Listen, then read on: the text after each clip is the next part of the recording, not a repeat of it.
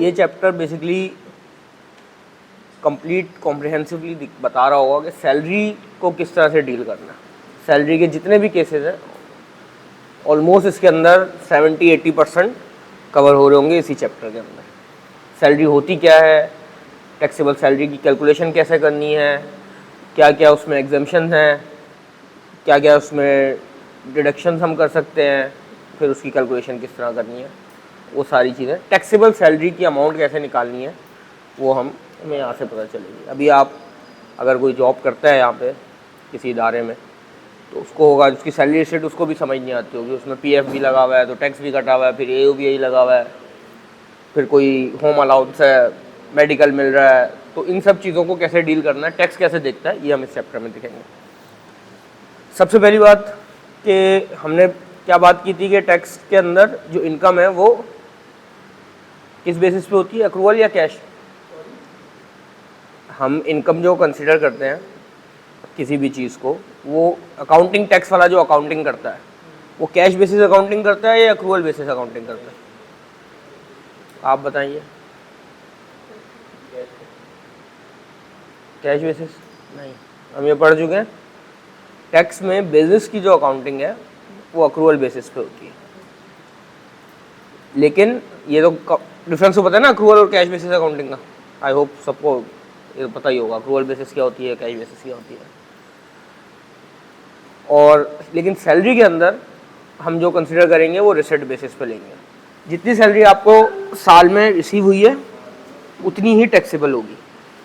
जो आपके एम्प्लॉयर ने अगर बोल दिया कि भाई ये आपके मई के महीने के ड्यूज़ हैं और वो दे अगस्त में रहा है तो जून के रिटर्न में वो नहीं जाएंगे।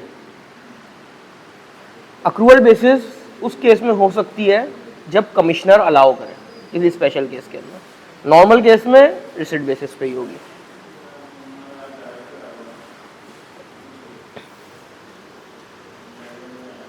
अच्छा, अब रिसिट को वो किस तरह डिफाइन करता है, उसमें वो 3 पॉइंट बताता है। सबसे पहला तो सिंपल है कि आपने पैसे रिसीव किए, वो रिसिट बेसिस हो गया।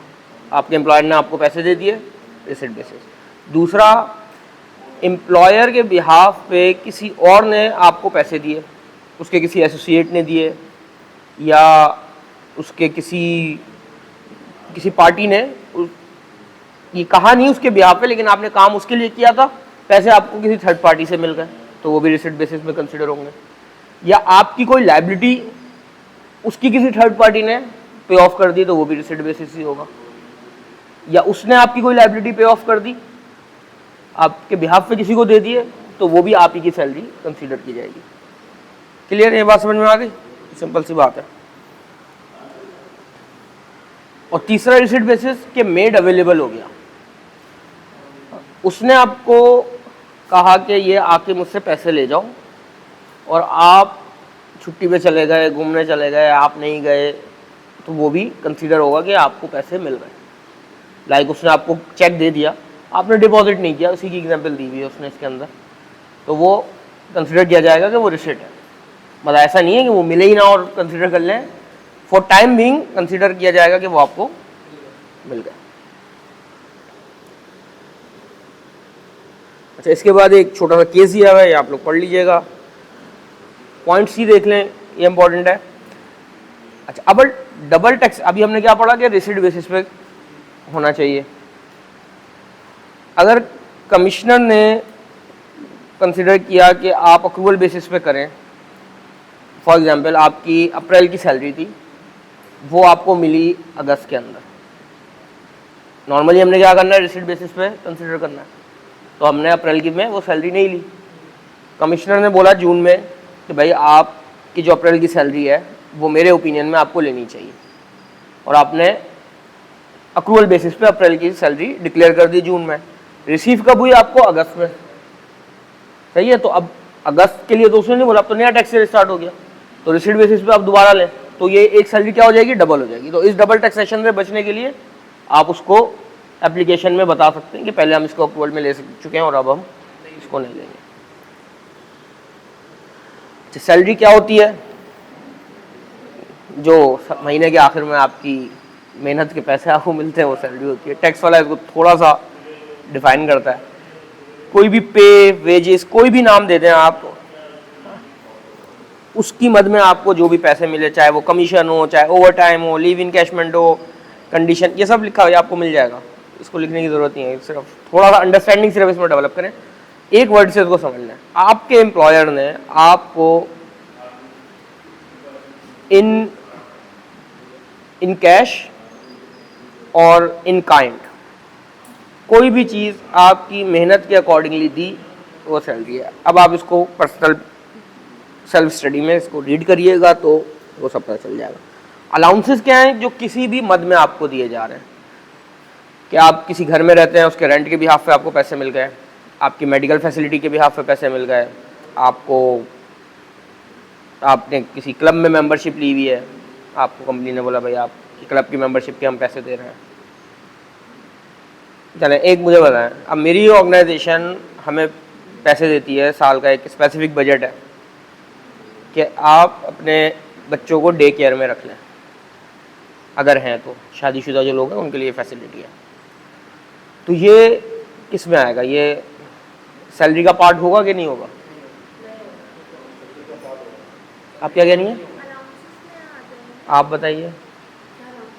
अलाउंसेस में आ जाएगा, सही है, अलाउंसेस यही है, ये पार्ट होगा सैलरी का, सही है। तो ये हमारी सैलरी के अंदर कंसीडर होता है, टैक्सेबल सैलरी का पार्ट बन जाता है। अभी मैं, हाँ वो यही बता रहे हैं ना आपको, ये हम अभी पढ़ेंगे। अभी फिलहाल इतना समझें, आपकी पर्सनल ज़ात के लिए आपको कोई भी फैसिलिटी के बिहाफ पे कंपनी ने आपको पैसे दिए, वो आपकी सैलरी का पार्ट है, टैक्सेबल होगा, सही है। तो मैंने child care facility, day care facility की एग्जांपल दी। अगर तो ये ऑर्गेनाइजेशन ने इन हाउस रखा होता या ऑर्गेनाइजेशन इटसेल्फ पे कर रही होती, उसने कोई चीज़ बाय करी होती, तो केस सिनेरियो डिफरेंट होता।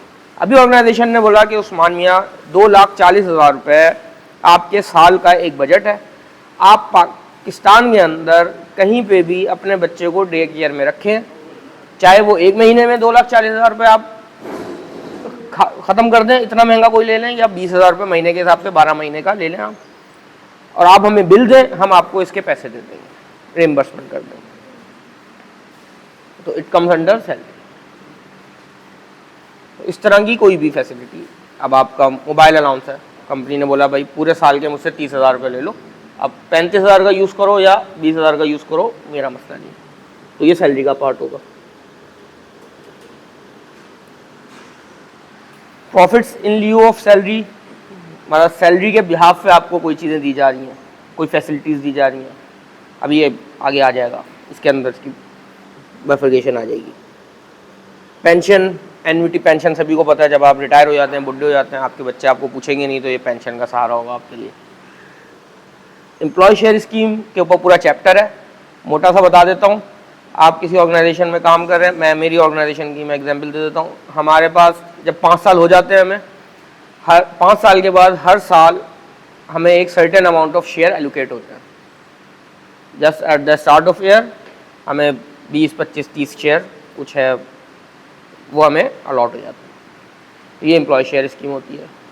अब क्योंकि ये एक बेनिफिट है, शेयर मिल गए मुझे, मैं जाके मार्केट में बेचूंगा, पैसे मिल जाएंगे, तो ये सैलरी का पार्ट होगा। अब इसकी ट्रीटमेंट क्या है, इसके ऊपर पूरा एक सेपरेट चैप्टर है, वो इसके अगला चैप्टर वही है। डायरेक्टरशिप फीस,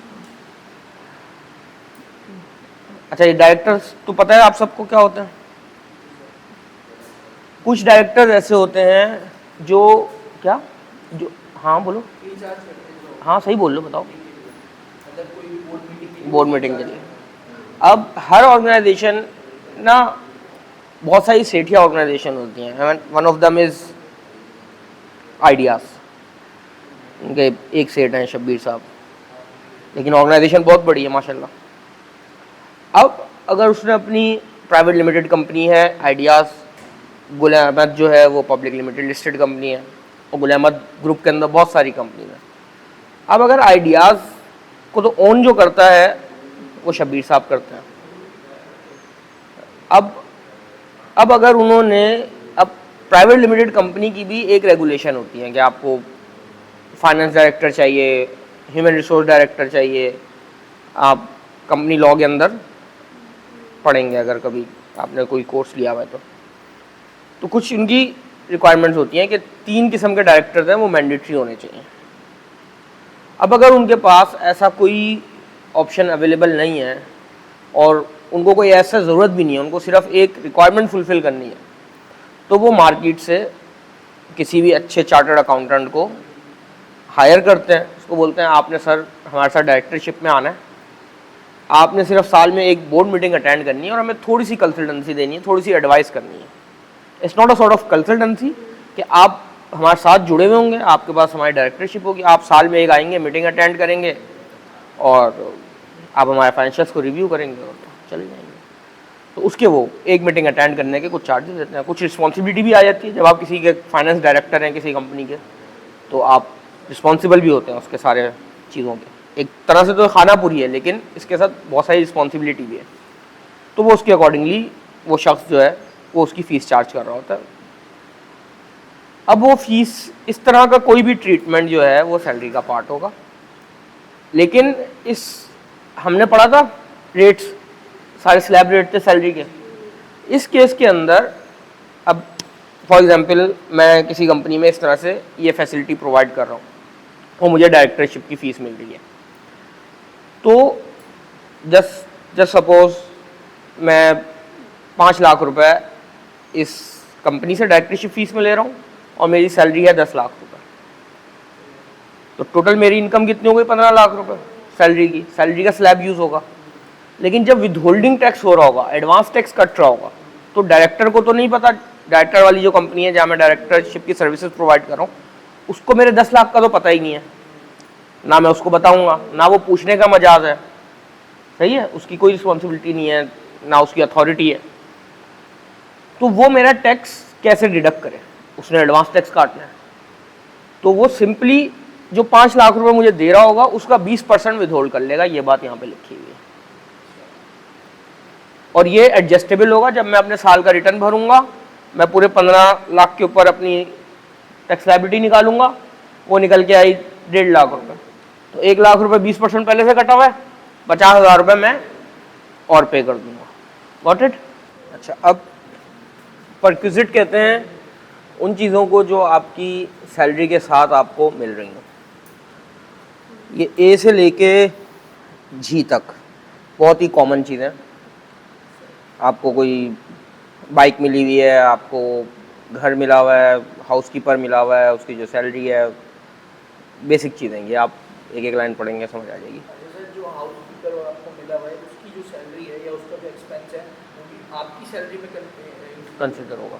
हाँ, आगे इसके केसेस आएंगे क्वेश्चन के अंदर, तो ये चीज़ें क्लियर हो जाएंगी। हाउसिंग अकोमोडेशन के ऊपर एक पैराग्राफ आ जाएगा। ये अभी इस लिस्ट के अंदर जो मेरा समझाने की ज़रूरत है वो एच वाला पॉइंट है, बाकी सिंपल पॉइंट्स हैं, तो उस पर हम टाइम नहीं लगाते, आप रीड करेंगे तो समझ आ जाएगी। आगे क्वेश्चंस भी आज हम इंशाल्लाह करना है एक तो। अच्छा, अगर ये जो एच है ये थोड़ा सा टेक्निकल है। बहुत सारी दफ़ा होता है कि हम being a employee of any organization हम उनसे कुछ लोन लेते हैं किसी भी वजूहात की बिना पे। अगर वो लोन आपने लोन लिया है तो 10% जो है स्टैंडर्ड रेट जो है, इससे कम जितना भी रेट आपको लगा है वो जो होगा वो आपका टैक्सेबल होगा। मैं इसको थोड़ा सा समझा दूँ। फॉर एग्जाम्पल आपने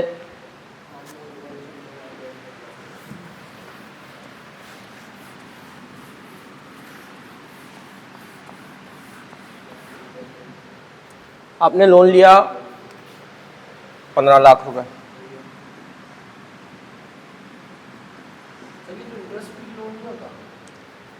इंटरेस्ट फ्री है तो भी जस्ट इन केस आपको आपके एम्प्लॉयर ने बोला कि मैं आपसे 5% जो है वो चार्ज करूंगा इंटरेस्ट, तो 15 लाख का 5% कितना हो गया? 75,000 रुपये। 75,000 रुपये आपने उसको दे दिया, इंटरेस्ट दे दिया। अब लॉ क्या कहता है कि स्टैंडर्ड रेट क्या है? 10%।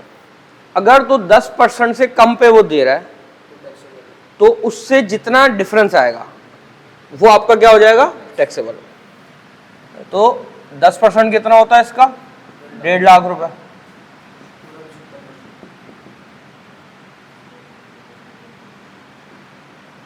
डेढ़ लाख रुपए। तो अब क्योंकि आपको बेनिफिट कितने का मिला, 75,000 रुपए का, तो ये 75,000 रुपए आपकी सैलरी में चला जाएगा। लेकिन अगर लोन 10 लाख रुपए से कम होगा तो ये ट्रीटमेंट नहीं होगा, वो पूरा का पूरा एग्जाम्प्ट होगा। Got it? ये इतनी बात समझ में आ गई? नहीं आई? नहीं, अगर तो लोन आपको मिला है 10 लाख या 9,90,000, तो आपने कोई ये 75,000 5%, 10% कुछ नहीं है, वो आपकी सैलरी का पार्ट, वो बेनिफिट नहीं बनेगा। अगर 10 लाख से ज्यादा का लोन है तो ये रूल अप्लाई होगा। समझ आइए? ओवरऑल 10 लाख से ऊपर जैसे ही अमाउंट जाएगा, 10 लाख 1 रुपए मिला आपको लोन, तो आप ये रूल अप्लाई कर देंगे। ठीक हो गया? सर अगर मिसाल है कि अगर वो 11% इंटरेस्ट चार्ज कर रहे हैं तो फिर भी एग्जाम्प्ट हो गया वो? नहीं, हाँ ऑब्वियस है। और अगर लेट सपोज कि वो जीरो कर रहा है तो ये पूरा का पूरा 1.5 लाख रुपए चला जाएगा। ठीक है? 10% जो हमारा टैक्स लगेगा या 10% जो है वो टैक्सेबल इनकम में ऐड, ये इनकम में ऐड हो जाएगा। जो डिफरेंस है ये 75,000 रुपए वहाँ ऐड हो जाएगा टैक्सेबल इनकम में, टैक्सेबल इनकम सैलरी में, आपका बेनिफिट बन जाएगा। मतलब वो सैलरी समझी जाएगी आपकी। समझ आया? अच्छा, अगर इतनी बात तो समझ में आ गई।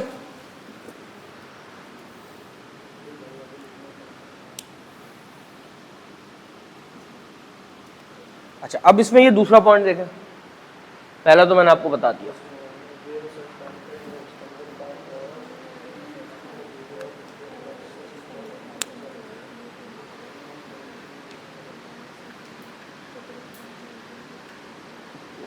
कोई एक्सप्लेन करना चाहेगा? कोशिश करें यार। आप मतलब इसके अंदर ये कि प्रोविडेंट फंड तो मतलब जिस तरह के प्रोविडेंट फंड होता है आपको दे दिया और वेव ऑफ कर दिया, आपको मतलब इंटरेस्ट भी लिया और आपको वेव ऑफ नहीं कर दिया, मेरे ख्याल से यही कहना चाहता हूँ। और कोई? आप कुछ कोशिश करेंगे? आपका नाम क्या बताया था आपने? उमैमा, उमामा। मुझे ऐसा लग रहा है आपको ये समझ आ गया।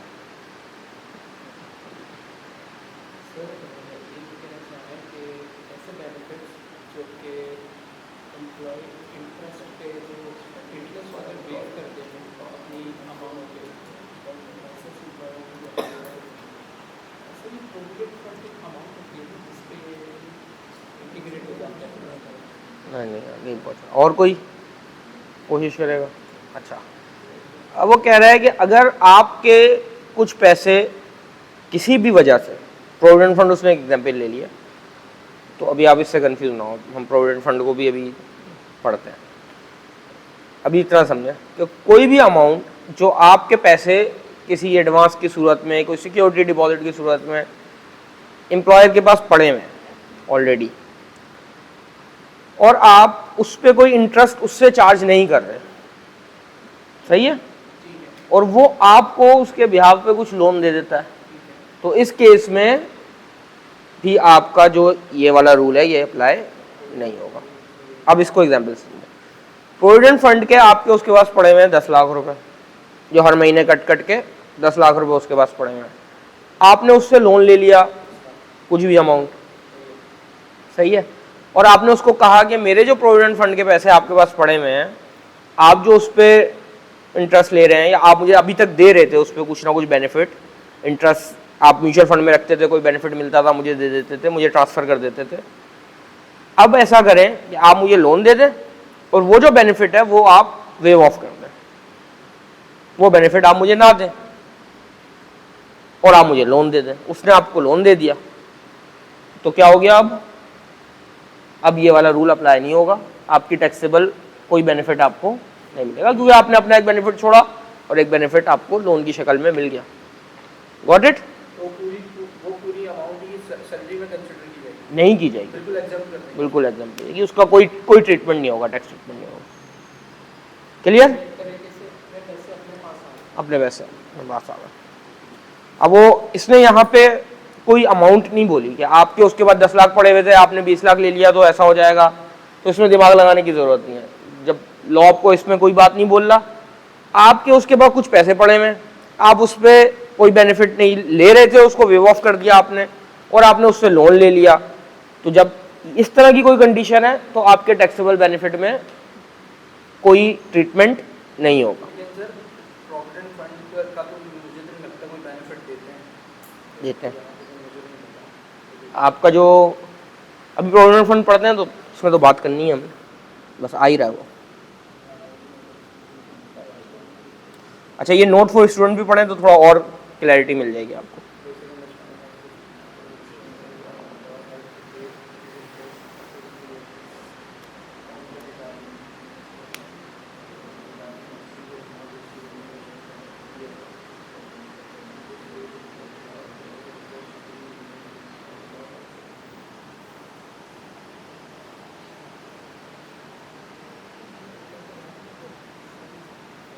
क्लियर है?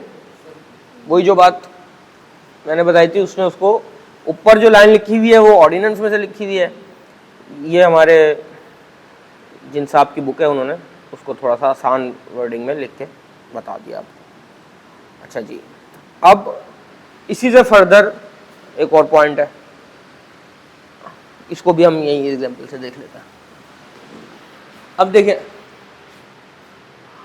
अभी तक तो आप ये लोन ले रहे थे अपनी बहन की शादी के लिए, अपना घर बनाने के लिए, इस तरह की किसी, या हॉस्पिटल के पैसे पे करने थे, इतने महंगे महंगे हॉस्पिटल हैं आजकल, तो आपने ये लोन ले लिया अपने सेठ से, उसने आपको दे दिया। अगर आपने ये लोन लिया और इससे आपने बिजनेस कर लिया, ठीक हो गया, 15 लाख रुपए आपने लिए और आपने इससे बिजनेस करना शुरू कर दिया। अब बिजनेस से एक इनकम आ रही होगी, उस इनकम में से एक्सपेंसेस माइनस कर रहे होंगे, सही है? तो आपने जब ये लोन लिया, बिजनेस में लगाया, तो एक्सपेंस आपका कितना हो रहा है? आप तो 75,000 रुपए दे रहे हैं और अपने टैक्स में कितना ले रहे हैं? 1.5 लाख रुपए।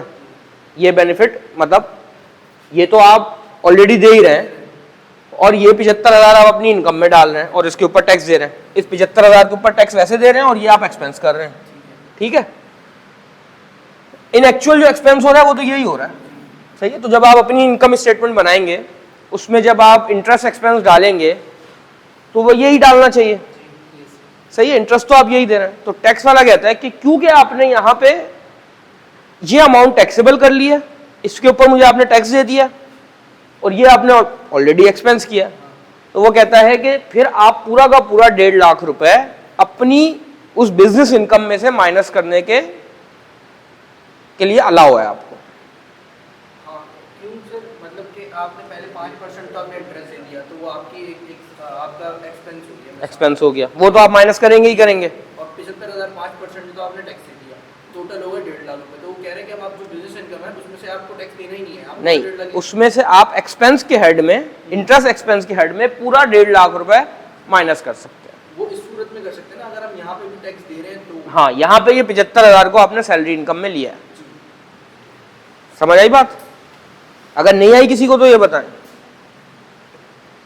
सबको भी क्लियर है? आपको नहीं आई, लेकिन ये क्योंकि अमाउंट हमने ऐसी ले ली कि ये दोनों 75 हो गए, तो थोड़ा सा जस्ट सपोज ये है 55,000 रुपये और ये है 95,000 रुपये, सही है? आपने ये लोन लिया अपने एम्प्लॉयर से। अब मैं इसमें सवाल करूंगा आपसे, ये आपने लोन लिया अपने एम्प्लॉयर से और आपने उससे बिजनेस किया, ठीक हो गया? बिजनेस में आपने अपनी इनकम स्टेटमेंट बना रही हैं अब आप, सही है? ये है इंटरेस्ट एक्सपेंस का हेड, XYZ सेल हुई, परचेजेज हुई, सब चीज़ें हुई और अब आप इंटरेस्ट एक्सपेंस पे आ गए, सही है? ये आपने एम्प्लॉयर से लोन लिया हुआ है, 55,000 रुपये आपने अपने एम्प्लॉयर को सूद की मद में दे दिए हैं, इंटरेस्ट में दे दिए हैं।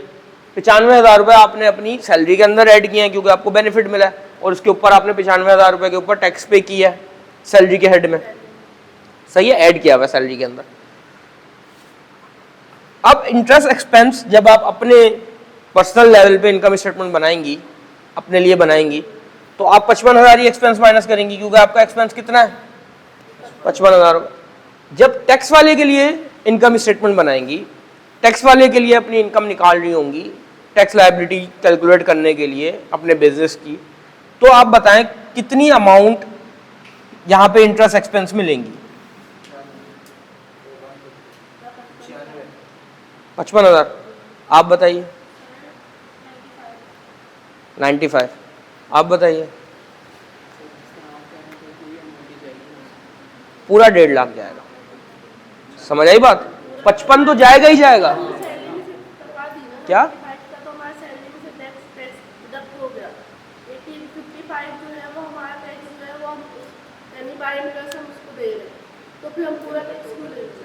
पूरा टैक्स नहीं, एक्सपेंस में अपने लेंगे ना।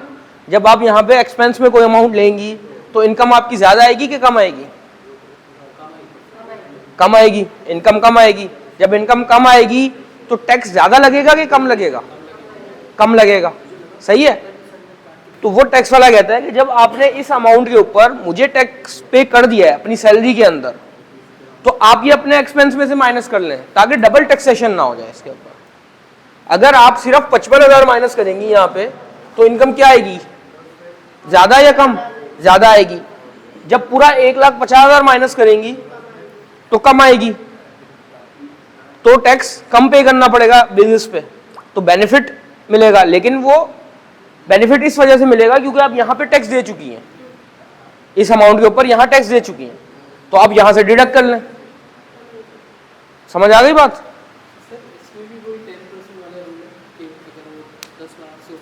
हाँ, तब तो सेम ही रह जाएगा। अब 11% यहाँ पे आपने आपके एम्प्लॉयर ने बोला कि भाई मैं पैसे दूंगा, तुम्हें बिजनेस करना है या तुम्हें बहन की शादी करनी है, लेकिन मैं 11% लूंगा। अब 11% जब यहाँ पे होगा तो फिर ये कुछ भी नहीं है, फिर यही अमाउंट सेम उठ के यहाँ पे आ जाएगी टैक्स एक्सपेंस में। फिर तो कोई ट्रीटमेंट ही नहीं है ना, फिर तो यहाँ पे कोई आपने एक्सेस टैक्स पे ही नहीं किया, तो यहाँ पे सेम ही अमाउंट उठ के आएगी। जो यहाँ पे आपने एक्सपेंस आउट किया है, जो इंटरेस्ट पे किया है, वो इंटरेस्ट एक्सपेंस में माइनस हो जाएगा।